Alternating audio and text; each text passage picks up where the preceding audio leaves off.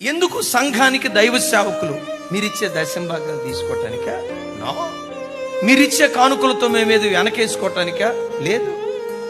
ఒక కాపరి బాధ్యత ఏంటంటే పరిశుద్ధులను సంపూర్ణులు చేయాలి, సంఘము క్షేమాభివృద్ధి పొందాలి, పరిచర్య ధర్మం జరగటానికి మినిస్ట్రీని దేవుడు పరిచర్యలో ఉంచాడు. సేవకుడి బాధ్యత ఏంటి?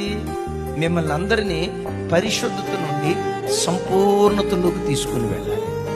చిన్నదైనా పెద్దదైనా ఆదరించేటప్పుడు ఆదరించాలి, ఓదార్చేటప్పుడు ఓదార్చాలి, కృంగిపోయినప్పుడు చేయబట్టుకొని లేపాలి. అట్ దట్ సేమ్ టైం దారి తప్పినప్పుడు కూడా గద్దించే సేవకులను కలిగి ఉండటం దేవుడిచ్చిన వరం. నంబర్ 1 సంఘం దేవుడిచ్చిన వరం. నంబర్ 2 దైవ సేవకులు దేవుడిచ్చిన వరం. 3 చెప్పంటారా?